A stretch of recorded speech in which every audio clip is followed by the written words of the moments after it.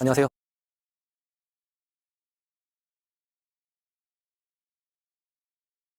이번 주 강의에서는 계속 대중이라는 주제에 대해서 이야기하고 있는데요. 이번 시간에는 그중에서도 패션 이야기, 특히 디자이너 샤넬이 가지고 온 여성복의 혁명적 변화에 대해서 이야기하려고 합니다. 옷을 입는다는 것은 정말 개인적이면서도 동시에 사회적인 행동입니다. 자신을 표현하는 수단인 동시에 그 옷을 입는 상황과 장소와 사회적인 흐름까지도 고려하기 마련입니다. 옷장을 열어보면서 입을 옷이 없다고 중얼거리는 사람이 있죠. 근데 그건 진짜로 옷이 없는 것은 아닙니다. 그날 만날 사람과 가야 할 자리의 성격에 맞추어서 어떤 옷을 입어야 할지 모르겠다는 것입니다. 자신의 어떤 옷도 자리에 맞지 않는 것 같다는 한탄입니다. 명품을 사고 싶은 사람이나 독특한 옷을 입고 튀고 싶은 사람이나 모두 옷을 통해서 자신의 개성, 신경, 신분과 부를 드러내려는 심리를 가지고 있는 것입니다. 어떤 인간 사회도 마찬가지겠지만 근대 프랑스에서도 신분에 따른 의복의 구별은 분명한 것이었습니다. 프랑스 혁명의 이전에는 남성의 경우 귀족은 큘로트라고 불리는 반바지에 무릎 타이즈를 신는 것이 가장 일반적이었습니다. 프랑스 혁명이 일어났을 때 혁명에 참가했던 시민 세력은 스스로를 쌍큘로트라고 불렀습니다. 쌍이 프랑스어로는 무엇이 없는 이란 뜻이므로 쌍큘로트는 큘로트를 입지 않는 사람이라는 의미였습니다. 귀족과 혁명군을 바지의 형태로 구분한 것입니다. 평민 남성은 타이즈를 신지 않고 그냥 일반적인 긴 바지를 입었습니다. 평민들이 입던 이 긴 바지는 판칼론이라고 불렀는데 나중에 신계급의 일반적인 복장이 되고 서양 신사복의 원형이 됩니다. 오늘날 우리가 입는 일반적인 바지는 모두 이 전통 아래 있습니다. 이렇게 시작된 시민사회는 복장에 변화를 가져왔습니다. 산업 발전으로 의복이 널리 보급되고 혁명의 영향으로 누구나 비슷한 옷을 입게 됩니다. 특히 남성의 복장이 단순화됩니다. 귀족 같은 복장을 피하는 것입니다. 반면에 여성의 복장은 더 화려해집니다. 그리고 1858년 파리에는 최초의 오뜨쿠띠르 매장이 문을 엽니다. 영국 출신의 디자이너 찰스 워스의 매장이었습니다. 오뜨쿠띠르는 주문 맞춤복을 전문으로 하는 디자이너의 고급 의상을 의미합니다. 오늘날 오뜨쿠띠르는 파리 패션협회에 가입한 회원사가 선보이는 최신 패션을 가리킵니다. 가끔 뉴스에서 파리의 오뜨쿠띠르 패션쇼를 보면서 저런 옷을 어떻게 입나 하는 생각을 하신 분들이 있을 것입니다. 그 정도로 오늘날 오뜨쿠띠르는 팔기 위한 옷이라기보다는 디자이너의 창의성과 당대의 패션 유행을 보여주는 예술작품에 가까운 의미를 가지고 있습니다. 찰스 워스의 오뜨쿠띠르는 판매를 위한 맞춤 옷이긴 했지만 디자이너가 주도적 역할을 하기 시작했다는 점에서 중요한 의미를 가집니다. 찰스 워스는 제작한 옷에 자신의 브랜드를 새겨 넣었습니다. 브랜드의 이미지를 가격에 반영하기 시작한 것입니다. 다른 한편으로는 이렇게 화려한 여성 복장에 대한 반발로 여성용 바지가 처음으로 나타나기도 합니다. 1850년 영국에서 아멜리아 블루머가 선보인 바지 블루머였습니다. 그러나 여성의 실용적인 패션이 대중적으로 받아들여지기에는 아직도 반세기 이상 더 기다려야 합니다. 19세기 말 프랑스 여성들의 고급 의상은 매우 정형화된 것이었습니다. 비둘기 가슴 무늬가 유행했고 화려한 장식이 옷에 달렸습니다. 드레스는 길어서 바닥에 질질 끌렸습니다.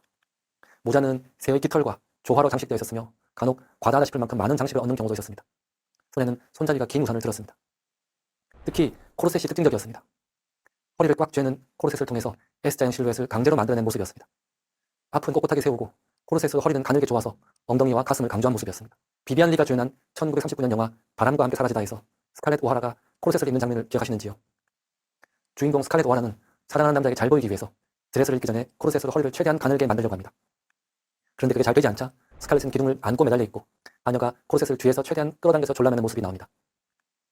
너무 졸려서 아프기도 하겠지만 우선 이런 옷은 혼자서는 절대로 입고 벗을 수 없는 옷이라는 생각이 듭니다. 이런 여성복의 변화를 가져온 사람은 프랑스의 폴 뿌아레였습니다. 베레포크 시기에 활동한 뿌아레는 코르셋에서 해방된 여성복을 시도했습니다. S자형 실루엣에 대한 강박을 벗어던지고 단순하면서도 직선적인 스타일을 선보였습니다. 그로부터 얼마 뒤에 샤넬이 등장하면서 샤넬에 밀려나지만 폴 뿌아레의 의상은 고전적이고 장식적인 여성복에서 현대적이고 자유로운 여성의 이미지로 넘어온 단계의 여성복을 보여줍니다. 특히 1차 대전을 전후해서 여성의 사회적 활동이 늘어나면서 더더욱 과거와 같은 거추장스럽고 비실용적인 옷보다는 활동적인 옷에 대한 수요가 늘어납니다. 이런 시대적인 흐름 속에서 샤넬이 등장합니다. 가브리엘 샤넬은 1883년 프랑스 중부의 작은 도시에서 출생했습니다. 12살에 어머니가 사망했을 때 떠돌이 장사꾼이었던 아빠는 샤넬을 수녀원의 고아원으로 보내버립니다. 그리고 성인이 되어 독립한 샤넬은 이웃 도시로 가서 뮤지컬에서 일도 하고 틈틈이 노래도 불렀습니다. 우리가 아는 코코 샤넬이라는 애칭도 이때 생긴 것입니다. 이곳에서 부유한 기병 장교의 애인이 된 샤넬은 그를 따라서 파리로 온 후에 모자 디자인을 시작합니다. 그리고 1910년 파리의 깡봉거리에 샤넬 모드라는 이름으로 모자 가게를 엽니다. 1차 대전 중에는 대서양 연항의 도빌과 비아리츠로 가서 매장을 열었던 샤넬이 다시 파리로 왔을 때도 샤넬은 이 깡봉거리로 와서 가게를 열었고 샤넬 브랜드는 지금까지도 이 거리에 매장을 유지하고 있습니다. 샤넬의 모자는 당시 유행하는 일반적인 모자에 비해서 단순했습니다. 당시 여성 모자는 챙이 넓고 깃털과 꽃과 심지어는 과일로 화려하게 장식한 것이 보통이었습니다. 그에 비해 샤넬의 모자는 매우 단순한 장식이 큰 특징이었습니다.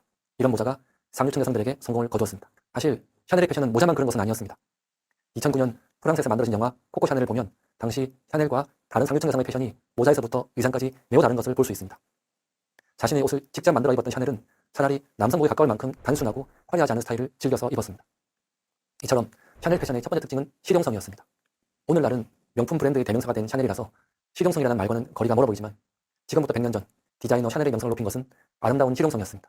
모자 디자인의 성공에 힘입은 샤넬은 새로운 영국인 연인 아서 카펠의 투자를 받아서 1912년 대서양 연안의 휴양지 도빌에 새로 매장을 엽니다. 거기서 샤넬은 저지 직물을 사용한 옷을 선보입니다. 샤넬의 실용성을 보여주는 첫 번째 제품입니다. 당시의 저지는 남성용 속옷이나 스포츠웨어에 사용되던 소재로서 튼튼하긴 하지만 고급은 아니었습니다. 그런데 전쟁이 시작되자 여성의 사회적 활동이 늘어났고 공장에서 일하는 여성도 늘어났습니다. 여성용 바지도 다시 등장했습니다. 이런 사회적 분위기와 흐름에 맞추어서 샤넬은 적절한 소재를 선택해서 여성용 패션을 만든 것입니다. 저렴하고 실용적이었으며 유연하고 헐렁해서 여성의 움직임을 자유롭게 해주기에 충분한 소재였습니다. 지금 보시는 마리니에르 블라우스는 현재 남아있는 가장 오래된 샤넬의 디자인 중 하나입니다. 느슨한 허리벨트와 신체를 속박하지 않는 유연하고 부드러운 실크 저지가 샤넬 디자인의 특성을 잘 보여줍니다. 이처럼 저지로 만든 드레스는 여성의 육체를 코르셋으로부터 완전히 해방시켜 주었습니다. 1916년이 되면 샤넬의 저지는 너무나 유명해졌고 미국의 패션지 보그는 이런 샤넬 패션을 저지 하우스라고 부르며 샤넬의 예술성은 저지에 있다고 극찬합니다. 그런 면에서 저지는 세련되면서도 실용적이라는 샤넬의 패션 철학을 보여주는 가장 상징적인 소재이자 디자인이라고 할 수 있습니다. 샤넬의 이런 실용적이고 활동적인 여성 패션은 1920년대에 가면 가르손 스타일의 유행을 불러옵니다. 영어로는 톰보이라고 합니다. 지금 보는 배우 마를레네 디트리 같은 경우가 대표적인 가르손 스타일의 이미지입니다. 제가 생성형 AI에게 가르손 스타일의 특성을 정리해달라고 하니까 다음과 같은 5개를 제시합니다. 여성성을 강조하지 않는 중성적인 실루엣, 남성복의 영양, 짧은 머리 스타일, 최소한의 장신구, 기능성과 편안함을 강조하는 실용적인 직물. 이 5가지는 사실 모두 샤넬 패션의 특성을 잘 보여주는 요소입니다. 전쟁으로 인해 여성들의 사회활동이 늘어나고 전통적인 성별 구분에서 자유로워진 여성들의 해방감을 표현한 것이 가르손 스타일이고 나아가서 샤넬 패션의 혁신성이라고 할 수 있겠습니다. 샤넬 패션의 실용성을 보여주는 또 다른 것으로는 숄더백이 있습니다. 19세기까지 여성은 가방보다는 지갑을 들고 다녔습니다. 20세기 초에 여성용 가방이 등장한 것은 이제 여성이 스스로 많은 물건을 들고 다닐 필요가 생겼다는 것을 의미합니다. 1929년 샤넬은 이 여성용 가방에 어깨끈을 단 제품을 내놓습니다. 손을 자유롭게 하겠다는 뜻이었습니다. 이것은 여성의 활동성을 더욱 독립적으로 만들 수 있는 요소였습니다. 2차 대전 후에 스위스 생활에서 복귀한 샤넬은 1955년 2월 어깨끈을 금속 체인으로 대체한 체인 숄더백을 내놓습니다. 이것이 우리가 오늘날 알고 있는 샤넬백의 원형이며 출시된 날짜를 기념하여 2.55백으로 불린 가방입니다. 이 가방은 큰 성공을 거두고 디자이너 샤넬의 복귀를 널리 알리게 됩니다. 샤넬 패션의 두 번째 특징은 혁신성이라고 이름 붙일 수 있습니다. 단순히 새롭다기보다는 패션의 개념을 다시 정의하고 패션의 영역을 확장한 것입니다. 샤넬 이름이 들어간 제품 중 가장 유명한 샤넬 향수 넘버5가 그 예입니다. 샤넬은 1921년 러시아 출신의 조향사 에르네스트 보와 협업해서 이 향수를 만들었습니다. 당시 유행하던 향수들과 달리 꽃향기가 분명하지 않다는 것도 특징이었지만 사실은 패션 디자이너가 자신의 이름을 단 향수를 내어넣었다는 것이 가장 놀라운 일이었습니다.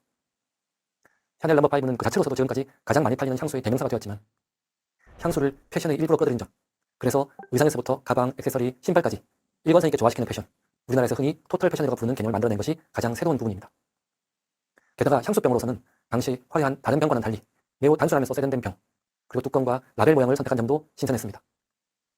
오늘날까지 거의 변화 없이 유지되고 있는 샤넬 넘버5의 향수병은 1959년 뉴욕 현대미술관이 선정한 최고의 디자인으로 꼽히기도 했습니다. 샤넬의 혁신성을 보여주는 두 번째 패션은 리틀 블랙 드레스입니다. 줄여서 LBD라고 부르기도 하죠.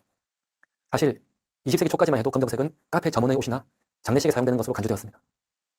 그러나 샤넬은 검정색의 특별함을 알고 활용할 줄 알았습니다. 또 샤넬의 검은색 드레스는 짧아서 여성의 다리를 아름답게 보이게 만들면서도 동시에 활동적이었습니다.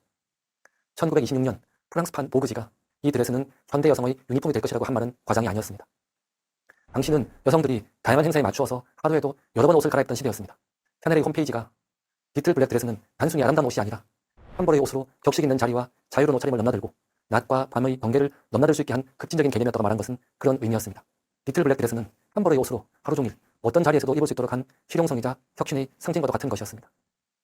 그 이후 검은색 드레스 한 벌은 서구 여성들의 옷장에서 빼놓을 수 없는 옷이 되고 세계적으로도 큰 파급 효과를 미칩니다. 샤넬 패션에 대해서 얘기하면 끝도 없이 계속될 것 같습니다. 그래서 트위드 슈트에 대한 이야기로 샤넬 이야기를 마무리하려고 합니다. 2차 대전이 끝난 후에 전쟁 기간 동안 독일 편에서 활동했다는 의심을 받은 샤넬은 스위스로 이주해서 1954년까지 거주합니다. 한참 지난주에 공개된 프랑스 정부 문서에 따르면 샤넬의 독일 스파이 활동은 사실이었으며 종전 후에 처칠을 비롯한 일부 정치인들의 협력으로 샤넬은 처벌을 피하고 피신할 수 있었다고 합니다. 어쨌든 1954년 71세가 된 샤넬은 다시 패션계에 복귀하기로 하고 파리로 돌아옵니다. 돌아와서 1956년 발표한 것이 트위드 슈트였습니다. 사실 샤넬이 트위드 슈트를 만든 것은 이미 1920년대였습니다. 그런 옷을 새롭게 해석하여 자신의 복귀작으로 들고 나온 것입니다. 편안함, 단순함, 그리고 착용감이라는 기본 원칙을 바탕으로 하면서 활동하기 편한 무릎 길이의 치마와 주머니가 달린 니트 가디건 같은 윗옷은 샤넬의 패션 철학을 잘 반영한 것이었습니다. 이 트위드 슈트는 특히 미국에서 큰 환영을 받았고 소위 샤넬 룩의 대명사가 됩니다. 제클린 케네디 같은 유명인사들이 즐겨 입으면서 더더욱 널리 알려지게 되는데요. 오늘날 흔히 볼 수 있는 여성 정장의 원형은 여기서 시작되었다고 해도 과언은 아닐 것입니다. 지금 보는 그림은 1959년 샤넬의 뮤즈로 불렸던 모델 마리 엘렌 아르노가 샤넬의 전형적인 패션을 하고 찍은 모습입니다. 스위드 슈트를 입고 다리가 길어 보인다는 투톤 슈즈를 신고 2.55 샤넬 핸드백을 들고 있는 모습입니다. 이렇게 이야기를 하다 보면 오늘날 고가 명품의 대명사가 되어버린 샤넬 패션의 실용성에 대해서 얘기하는 것이 조금 어색할 수도 있을 것 같습니다.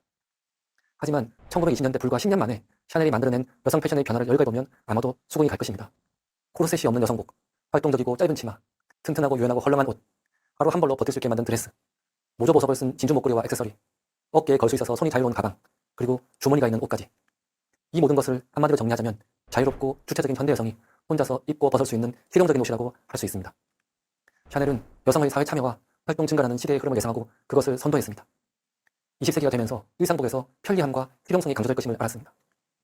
코르셋으로 대표되는 오랫동안 여성을 구속해온 옷에서부터 여성을 해방시키면서도 자연스러운 아름다움을 드러내게 하여 주체적인 현대 여성의 이미지를 완성한 것입니다.